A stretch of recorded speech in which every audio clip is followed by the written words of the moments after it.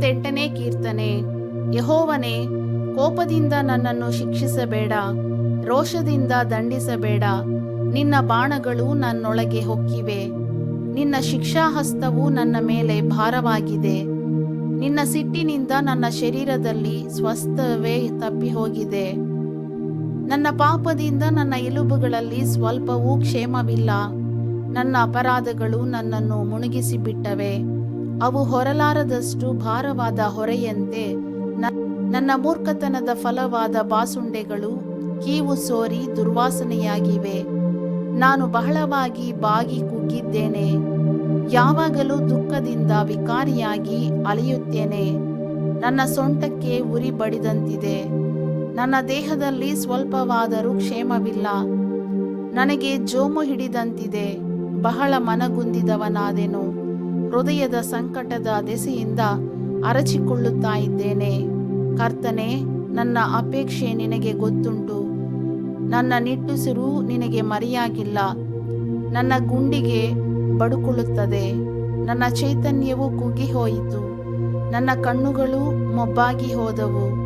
ನನ್ನ ಆಪ್ತ ಸ್ನೇಹಿತರು ನನ್ನ ಜಾಡ್ಯವನ್ನು ನೋಡಿ ಓರೆಯಾಗಿ ಹೋಗುತ್ತಾರೆ. ನನ್ನ ಬಂಧುಗಳು ದೂರ ನಿಲ್ಲುತ್ತಾರೆ. ನನ್ನ ಪ್ರಾಣವನ್ನು ತೆಗೆಯಬೇಕೆಂಬವರು ನನಗೆ ಉರುಳುಗಳನ್ನು ಒಡ್ಡಿದ್ದಾರೆ. ನನ್ನ ವಿಪತ್ತನ್ನು ಕೋರುವವರು ನನಗೆ ನಾಶನವನ್ನೇ ನಿಶ್ಚಯಿಸಿಕೊಂಡು ಯಾವಾಗಲೂ ಮೋಸವನ್ನು ಕಲ್ಪಿಸುತ್ತಿದ್ದಾರೆ. ನಾನಂತೂ ಕಿವುಡನಂತೆ ಕೇಳದವನಾಗಿದ್ದೇನೆ, ಮೂಕನಂತೆ ಬಾಯಿ ತೆರೆಯುವುದೇ ಇಲ್ಲ. ನಾನು ಕಿವಿ ಕೇಳಿಸದವನಂತೆಯೂ ಪ್ರತ್ಯುತ್ತರ ಕೊಡಲಾರದವನಂತೆಯೂ ಆದೆನು. ಯೆಹೋವನೇ, ನಿನ್ನನ್ನೇ ನಿರೀಕ್ಷಿಸಿಕೊಂಡಿದ್ದೇನೆ. ನನ್ನ ಕರ್ತನೇ, ನನ್ನ ದೇವರೇ, ನೀನೇ ಸದುತ್ತರವನ್ನು ಕೊಡುವವನು. ನನ್ನ ವಿಷಯದಲ್ಲಿ ಶತ್ರುಗಳಿಗೆ ಸಂತೋಷವಾಗಬಾರದು. ನಾನು ಜಾರಿ ಬಿದ್ದರೆ ಹಿಗ್ಗುವರಲ್ಲ ಅಂದುಕೊಂಡೆನು. ನನಗೆ ಆಪತ್ತೇ ಸಿದ್ಧವಾಗಿದೆ, ಯಾವಾಗಲೂ ನನಗೆ ಸಂಕಟವದೆ. ನಾನು ಅಪರಾಧಿಯೇ ಹೌದೆಂದು ಒಪ್ಪಿಕೊಳ್ಳುತ್ತೇನೆ.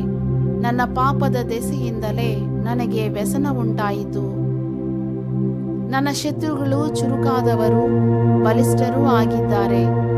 ನನ್ನನ್ನು ಅನ್ಯಾಯವಾಗಿ ದ್ವೇಷಿಸುವವರು ಬಹುಮಂದಿ.